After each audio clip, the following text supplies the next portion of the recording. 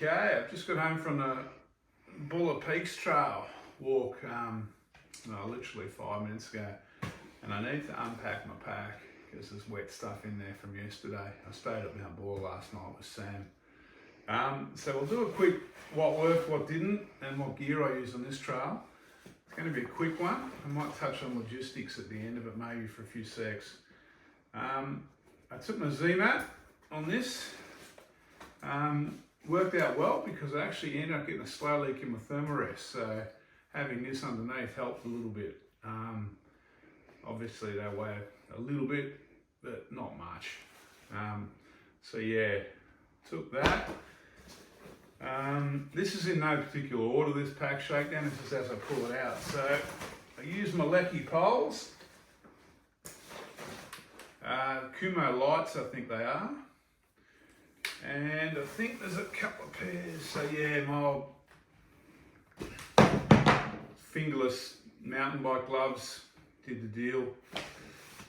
Took a 1 litre Nalgene with the measurements on the side to help my cooking, and I took a 1 litre Gatorade that I used to mix electrolytes and protein drinks in. My hard copy, my map.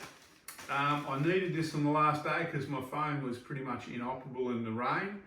I couldn't even swipe up to get the phone to activate, so I was back to old school. Got my Hocker Speedgate. So these are Speedgate 6s.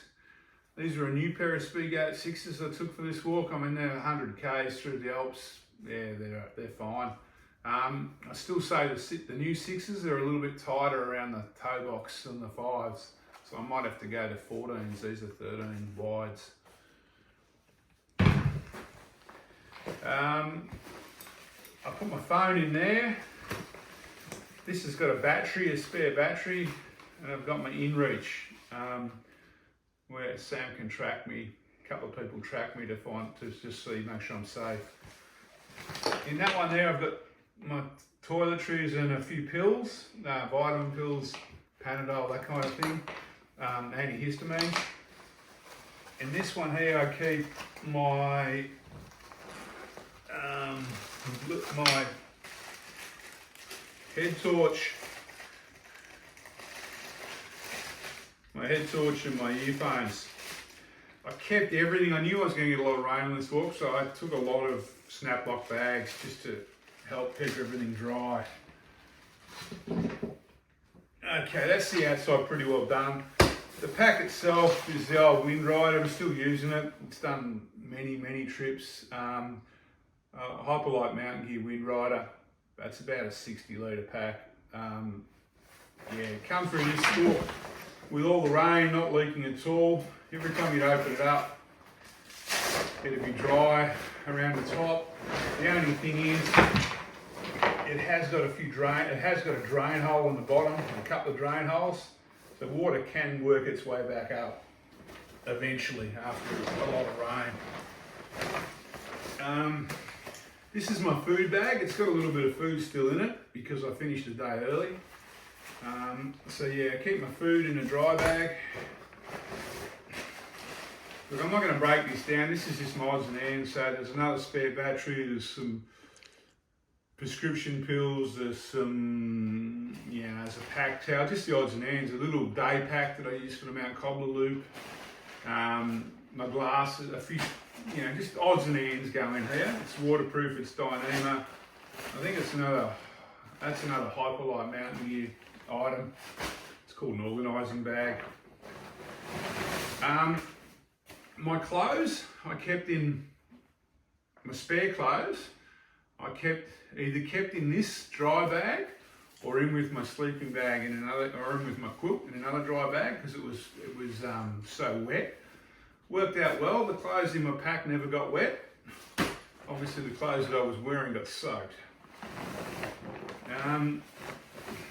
So yeah, took the puffy. That was one of the things that lived in one of these dry bags.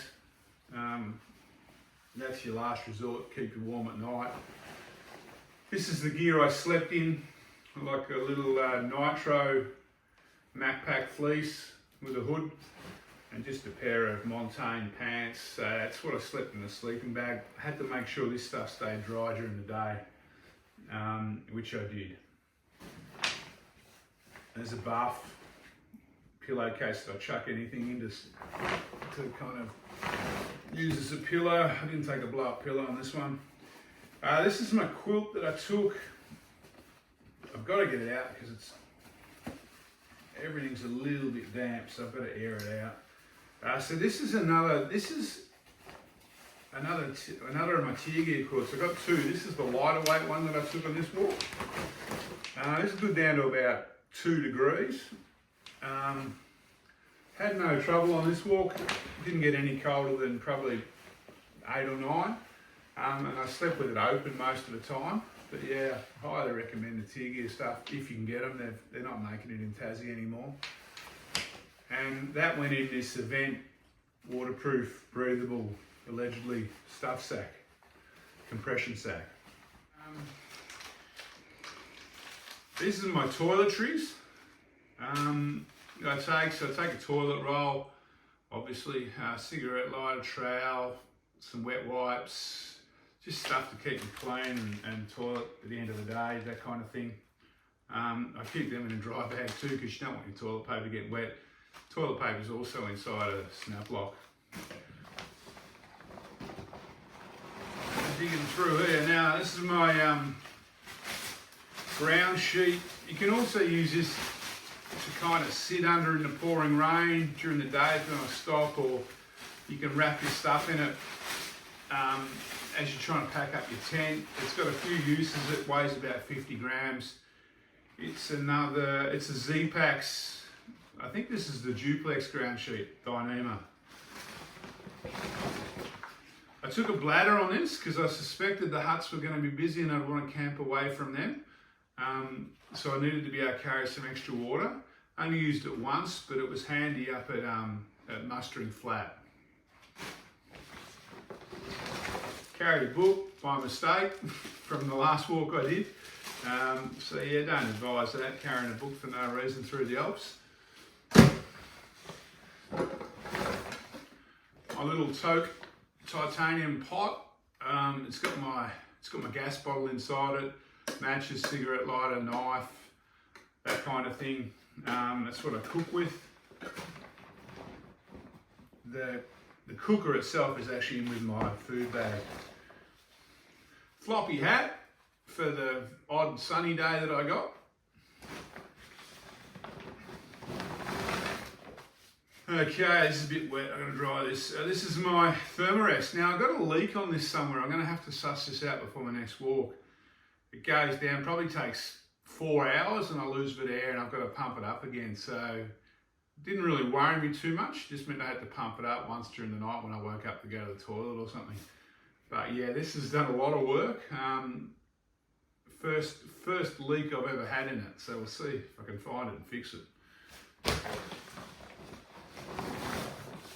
Okay, I used my, it's a bit wringing wet from the other day, I haven't got it out yet. This is my duplex tent, my Z-Pax duplex tent. It handled the conditions well. I think I was probably at the limit for what you do in a duplex on this walk with the wind and the thunder and the rain and that. But having said that, I survived, everything stayed dry. Tent didn't look like it was going to, fall over or blow over or anything like that. But yeah, it was pretty severe. Highly recommend these tents for most of the walking most people will do in Australia. But there's plenty of other good trekking pole tents or lightweight tents around if you want to buy them too.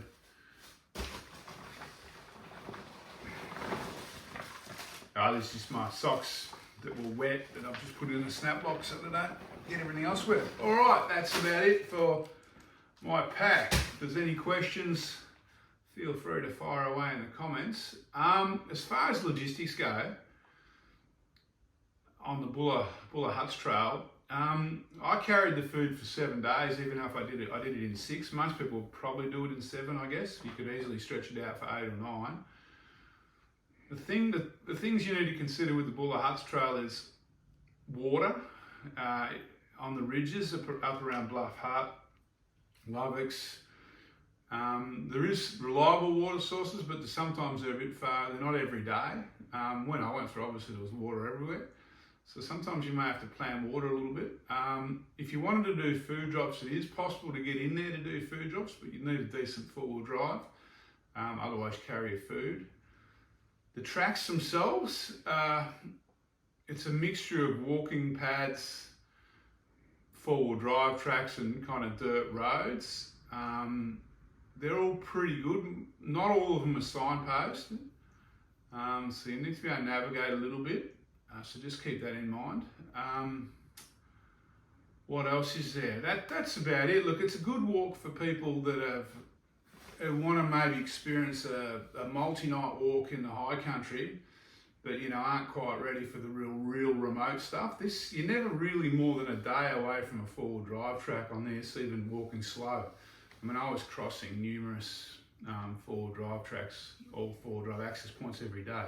However, the four-wheel drive tracks don't open until Cup weekend, to the start of November. So if you go earlier than November, then it will be a lot more remoter, but you could get more snow or more water, more rain. The other thing to consider on this walk is because of the access to the for four-wheel drives, the popular huts, so Bluff Hut, Lovex Hut, King Hut, Craig's Hut, Hauka Gap Huts, they all get very busy with four-wheel drives because you can drive to them. So it won't be, unless the tracks are closed, you won't be on your own. And also I found out in late November, early December, a lot of the private schools run camps up there, like coming of age kind of things for their kids, where they at the end of the year they let them loose in the hills. So there was 240 girls from Lauriston there, and there was 260 kids from Timbertop or Geelong Grammar. There was also another school that I'm not sure which one it was, and the support staff. So there was easy 600 people from the schools wandering around that area, and then you mix that in with the four-wheel drivers, the mountain bikers, the bushwalkers like me, the hunters, the fishers. It's a very, very popular area. So in late November, early December, it's very crowded. I imagine it'll be crowded over Christmas too. So anyway, just keep that in mind. If you're looking for solitude, it might not be the place to go. Having said that, I camped on my own every night except for the last night at Craig's Hut. But I do know the area very well, so I knew where all the campsites would be tucked away in the snow gums where other people might not know to go.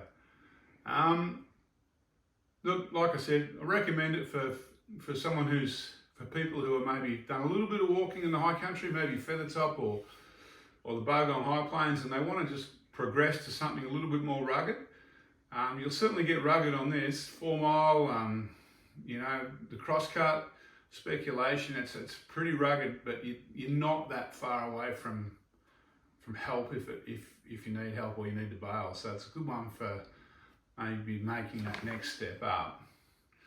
All right, I hope my gibberish makes some kind of sense, and I'll catch you on the next video. Take it easy.